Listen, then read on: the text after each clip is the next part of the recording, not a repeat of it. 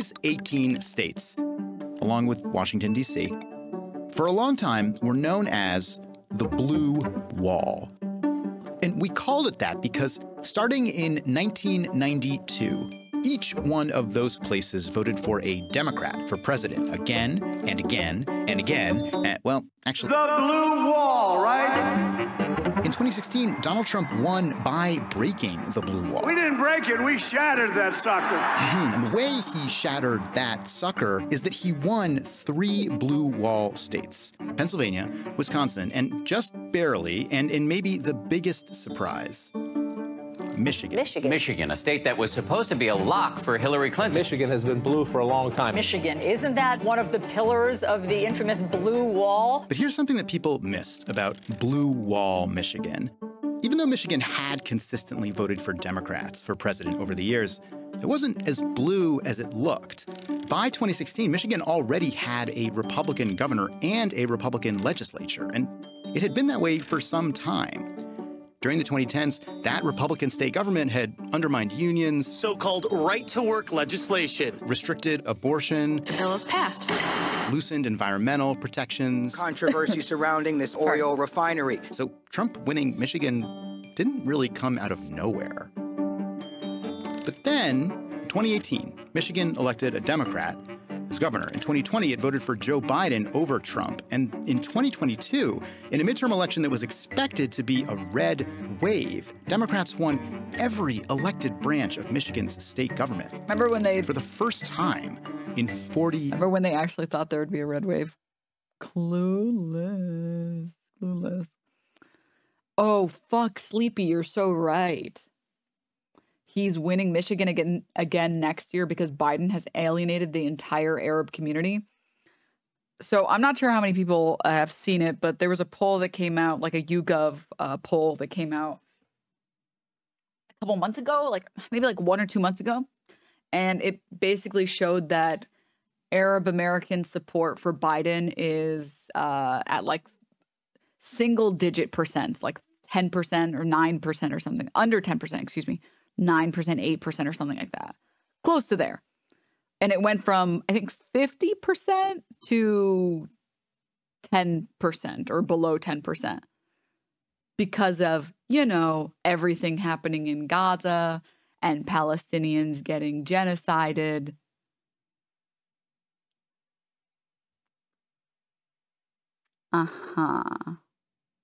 Yeah. And Arab people didn't really like that. They didn't like the fact that that the United States is funding the destruction of Palestine. Surprise, right? Crazy. Crazy how that works. And for anyone who doesn't know, Michigan has a very high, relative to other states, a very high Arab American population. I think Michigan gave us Myth, gave us Frogan. I think it gave us AB. There's a lot of Arab Americans that live in Michigan. Let me see if I can find 3%. And I know what you're thinking. 3%? That's not that high. 2 things. Number one is that the Arab American population in the United States is 1%.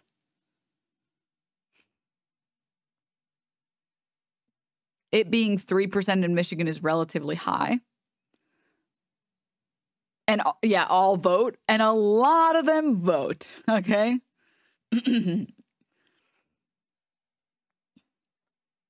another point that I wanted to make, but I'm forgetting. Oh, the other problem is our government census is not good. And so there might be even higher populations than we think that there are, because the last time I filled out the government census, there's no option for Arab American.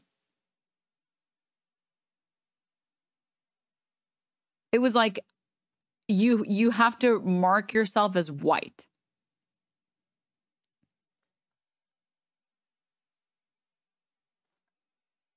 $2020. Let's see if it changed.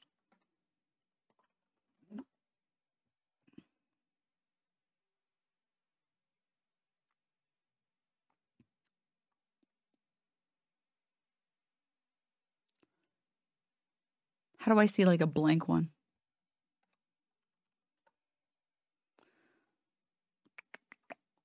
Okay, cool. Let's see.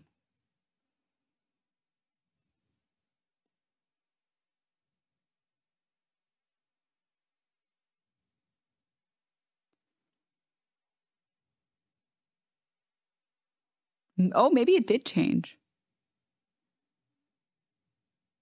Oh, no, here it is. Right. Yes. Actually, it's right here. It's right here.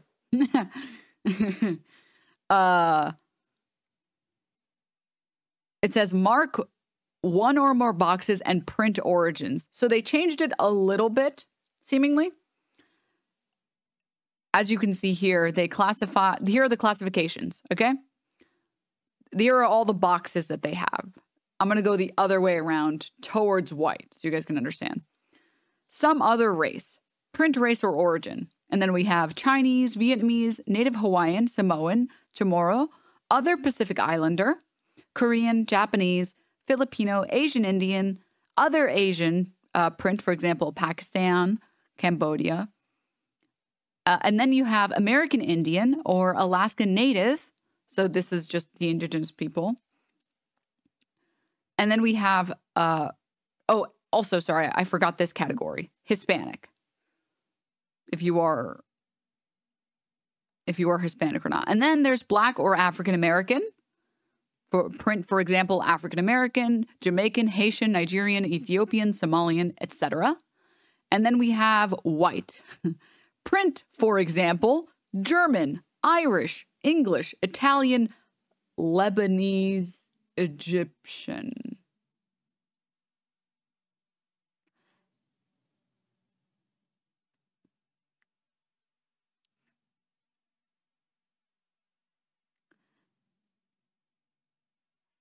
Now, as some of you might know,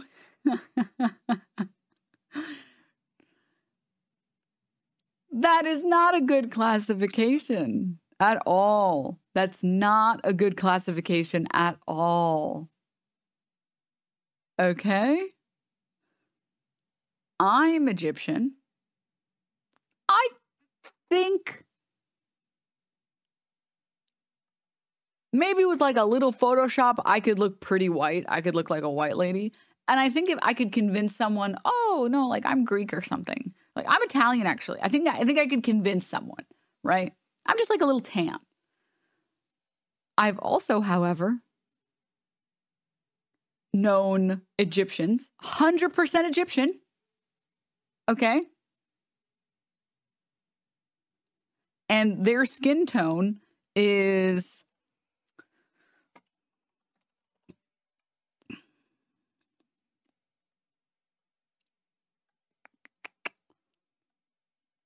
like here. Like here. So their facial features look very Egyptian. They have very Arab facial features. They do not have like African American facial features, right? But their skin tone, they are nowhere near white, okay?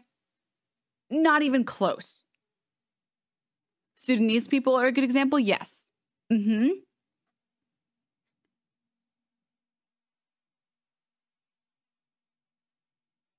I'm 740. Basic ass white They should girl. rename this one to Flashbang.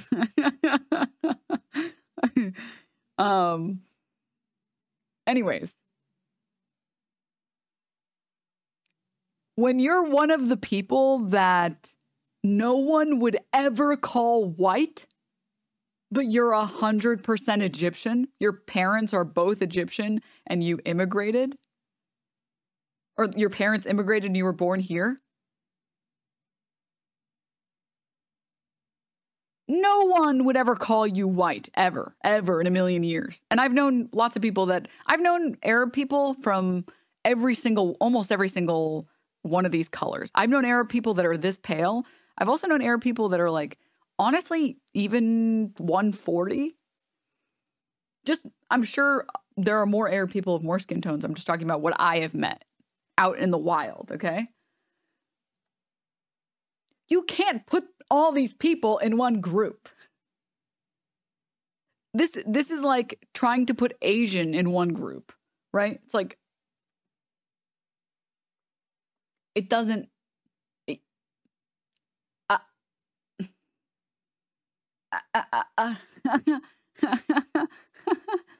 Right? So the problem, of course, and also let me mention this as well. This is the 2020 census. I don't think I ever filled out the 2020 census, but I filled out the one before then, what, the 2010 census or something.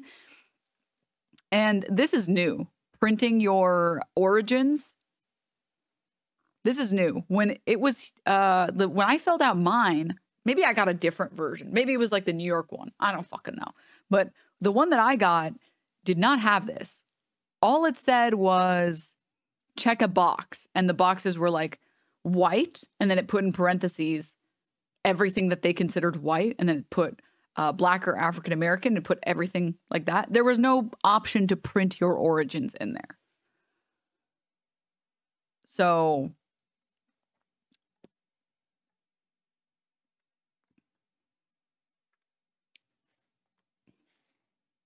you had to put white then? Yeah. According to the United States, I am white. According to the United States. Which means I can say the C word. Legally. Legally. Anyways. Do you think that they don't have an Arab category because they're trying to keep the white demo bloated? Oh, 100%. Yeah. Yeah. Mm-hmm.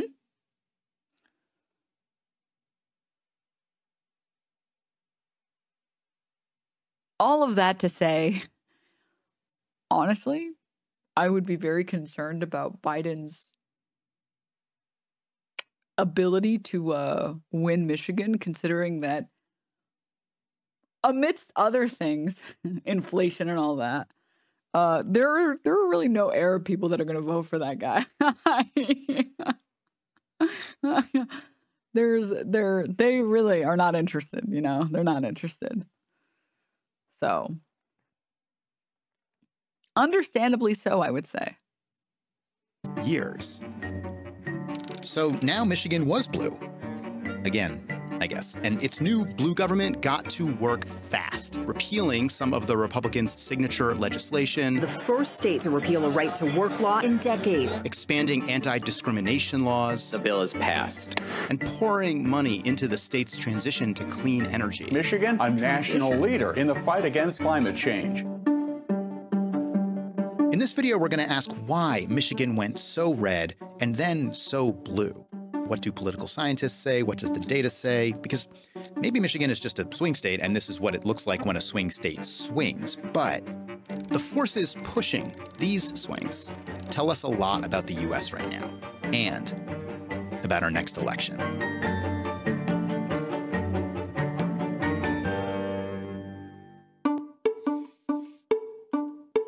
So let's go back to this timeline of big Michigan elections, and we'll start here.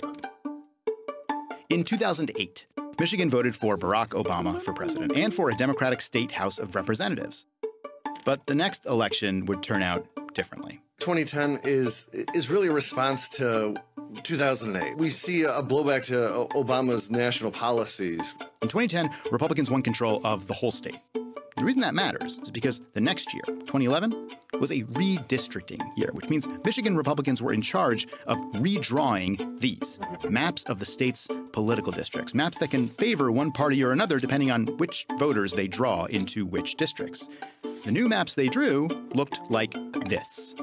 And as you can see, well, it's kind of hard to tell, actually. If you just sort of look at the map, it doesn't look too gerrymandered. But once those maps took effect in the 2012 election, the impact was clear.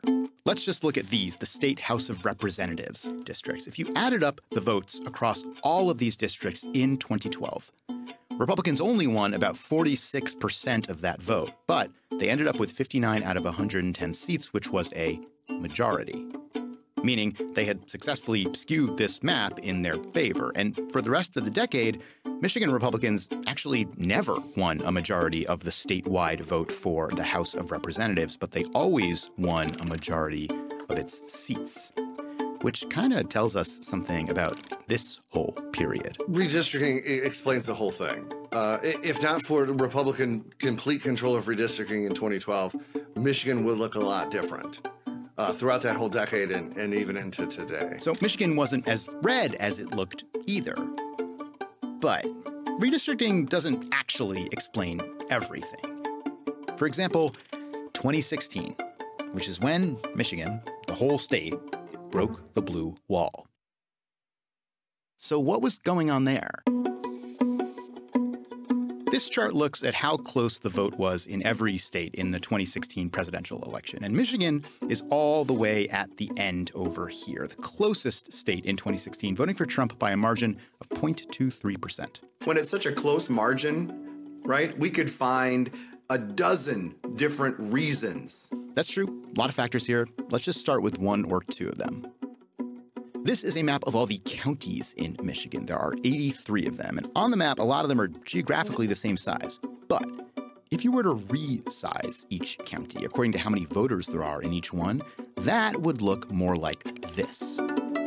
As you might be able to tell, these 3 counties alone make up a huge part of the state's population, so the way that they vote matters a ton. So let's start here in Macomb County. Macomb County, just north of Detroit. Traditionally Democratic, overwhelmingly white. Historically home to auto workers, union members. Between 2000 and 2010, half of the manufacturing jobs in Macomb vanished. Demographically, Macomb is very White working class. Before 2016, Macomb was a bellwether. A bellwether, meaning it voted kind of like the rest of the country. So this chart shows how Macomb County voted for president in the years before 2016. These are years it voted for the Democrat for president. This is when it voted for the Republican, and the height is the margin of victory. And now let's do the thing where we add how the whole U.S. voted each year. And notice how closely Macomb always matches the country as a whole, a bellwether, until 2016. 2016 changes all that, and it can come down to one word, and that's Trump. God bless you, Michigan. God bless you. He just shifts things dramatically in Macomb County, focused on trade, manufacturing. Michigan has lost 1 in 4 manufacturing jobs. This area is a manufacturing area. A lot of people are affected by losing their jobs. We will stop the jobs from leaving Michigan. Job creation, not doing all our jobs offshore. We're going to bring a lot of industry back to our country. The opportunity to earn a living and take care of our families, put us all to work. Talking about car jobs is one way that Trump takes Macomb from this to this. But it's not the only way. We're seeing Trump stoke racial resentment, which is in Macomb always been sort of, unfortunate to say, popular. Look at the city of Detroit. Nearly half of Detroit residents do not work. Okay, that's not true, incidentally, unless your data includes children and the elderly. But while we're here, let's talk about Detroit, which is right next door to Macomb County in Wayne County.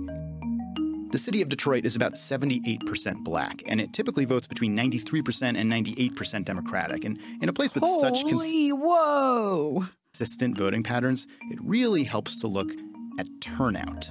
Politically speaking, when Detroit shows up, it's hard for Republicans to be able to win the state. This chart shows how many people voted in Detroit in different elections over the years. You can see that turnout in presidential elections is typically higher than turnout in midterm elections. That's true pretty much everywhere. But look at the turnout in 2016. It's almost as low as, for example, the midterm election of 2006. Now, 2 things are happening here. Detroit is getting smaller during this time. Its population is shrinking, so fewer voters. But Trump had a role here, too. Look how much African-American communities have suffered under Democratic control. The thing that I think Trump did effectively as far as interacting with African-American voters is not getting them to become Republicans or switch their vote to the Republican Party. It's to get them to not be comfortable voting for anyone. America must reject the bigotry of Hillary Clinton who sees communities of color only as votes, not as human beings. Republicans don't have to move the needle that much in those communities to have an incredible impact on election outcomes. I'm not convinced African Americans like Hillary Rodham Clinton as much as they liked Barack Obama. No one in this race on either side has that same pull. If you don't like either side, maybe you don't vote. Now, there are, of course, other factors, too. That outcome is just one more of many that take us from blue Michigan to red Michigan. But remember, after 2016 is when Michigan starts to swing back. In 2018, the state elected a Democratic governor by a big margin. In 2020, it voted for Biden. And to see how we got there, we have to talk about white women. No! This chart comes from exit polls of white women in Michigan over 10 years of presidential and gubernatorial elections. And it shows us in the early 2010s, including 2016, white women Hey guys, look, they're talking about me. in Michigan were voting more for Republicans. In 2016, white women across urban, rural, suburban, educational level gave Trump a chance. But after 2016, something changes. A big swing among that demographic towards Democrats. Now, this chart doesn't tell us the reason for that, but there was something big happening around that time.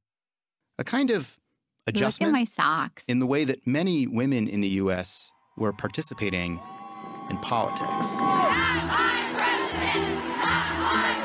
We will not be ignored! Millions of people around the world marching for women's rights today. One part of Michigan was particularly energized during this period. The largest of all was in Washington, D.C. Everywhere we turned, we ran into somebody from Michigan. I'm from Huntington Woods, Michigan. Waterford, Michigan. Franklin. We're from Ferndale. Yeah, the whole repealing Roe v. Wade was a terrible decision for Republicans.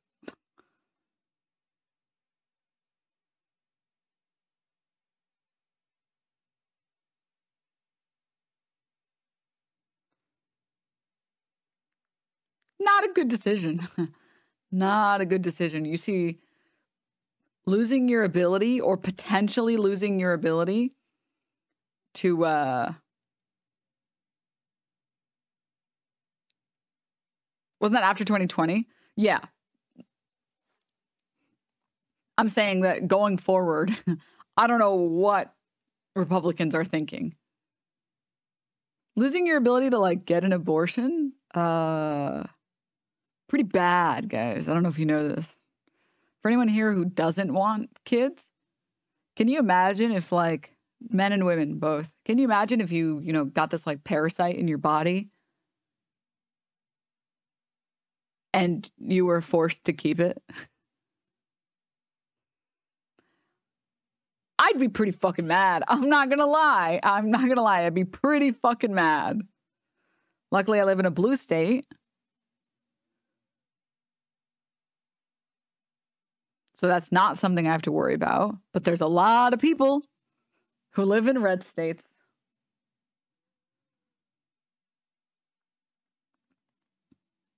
And I'm lucky that I've never had to get an abortion.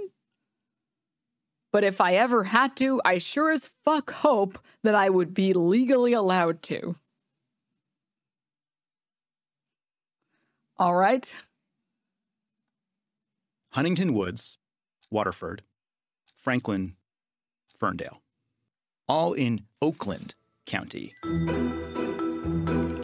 Women, especially white women in places like Oakland, were a big part of what drove the Democrats to their victory in 2018 and led to Trump losing the state in 2020. I didn't think I'd ever have to worry about whether or not the President of the United States was a good role model, and I do now. I spent every day from 2016 through now making sure I did everything that I could to make sure he's not reelected. In some ways, Oakland is the mirror image, or maybe a 180 from Macomb County. Oakland is the wealthiest. This shit that you see here, it's gonna be even more powerful this year. Surprisingly, people losing their ability to get abortions makes them really mad. I know. County in Michigan and the second most well-educated. And at one time, those things made Oakland a very Republican county.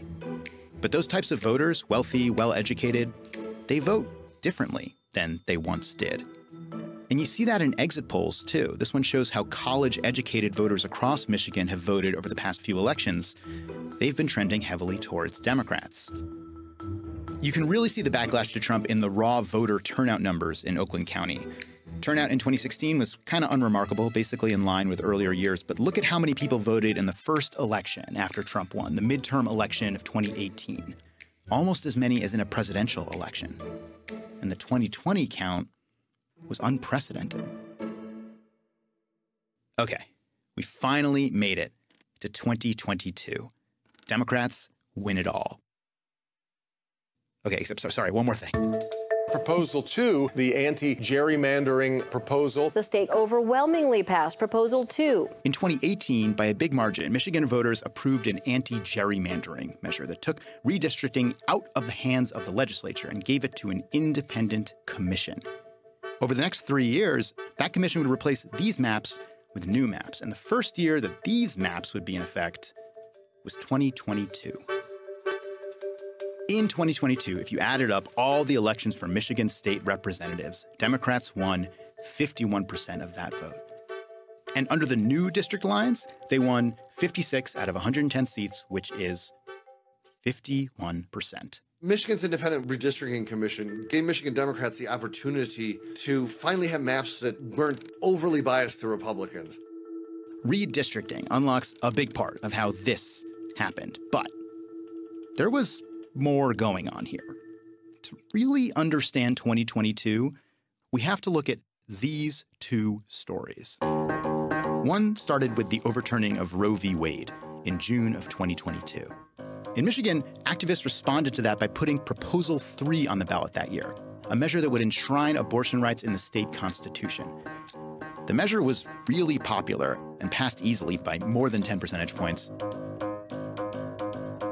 The other big thing was something happening in the Michigan Republican Party.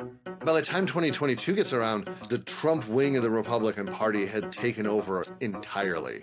These are photos from a Stop the Steal protest at the Michigan State Capitol just after the 2020 election. By May of 2022, a poll found that a majority of Michigan Republicans supported overturning the 2020 presidential election. Among Michigan voters as a whole, though, only around a quarter agreed with that. But Republicans running for statewide office in 2022 largely endorsed that idea. How many of you believe that the widespread election fraud was enough to swing the election toward Biden? Raise your hand with me. That is Tudor Dixon, who Michigan Republicans nominated for governor in 2022. The city of Detroit has been plagued with election corruption for years. And that is Kristina Karamo, the Republican who ran to be in charge of Michigan's elections. Both Dixon and Karamo would lose to Democrats by more than 10 percentage points. One place you could really see the reaction to abortion rights on the ballot and to the Republican focus on election fraud was the Michigan suburbs, which exit polls tell us had historically voted Republican until 2022. And the next year, Michigan Republicans met at their convention and they chose Kristina Karamo as their new party leader. We need to fight to secure our elections. It's the reason I did not concede after the 2022 election. It's almost like that's all you hear from them.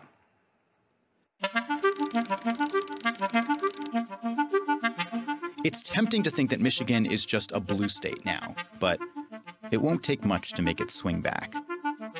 For example, Michigan is about 3% Middle Eastern North African. Doesn't sound like much, but that actually makes it the most Arab American state in the country by far, and that would be worth paying attention to if, for example, something were to happen that made Arab American support for Joe Biden go way down.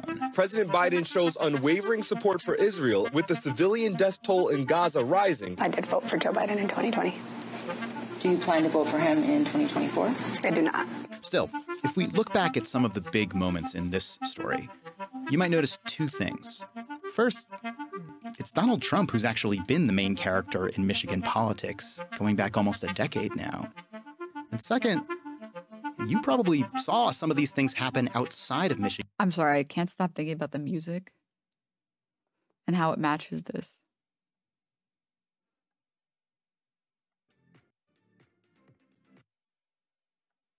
Michigan too. This chart shows how every state voted in the most recent presidential election, 2020. If you put how the whole U.S. voted onto this chart, it would go here. And here is Michigan. In other words, by at least one measure, Michigan is the state closest to the country as a whole. Redistricting battles like Michigan's are happening all over the country. I'm sorry. National exit polls show that college-educated Americans everywhere have been voting more Democratic, just like in Michigan, and that non-college-educated Americans are doing the opposite. That's pretty indicative of where the parties are headed. I do think that you're seeing party coalitions shift. There's also evidence that the overturning of Roe v. Wade has been a powerful motivator Look, this is what I was talking about, guys. everywhere, not just in Michigan, with voters rejecting abortion bans in surprising places like Kentucky, Montana, Kansas, Ohio. So, Michigan can make or break a whole national election. But there's a better reason for Americans to be watching Michigan really closely. And it's that when we do, we're looking at ourselves. Whoa, so deep. Oh, God. It took me to my Twitter homepage. I Control-Shift-T to try and find the... to try and find the Hassan post I was showing you. And then I realized, no, it's Twitter. No, please don't pull up boobs. Please. We're good, though.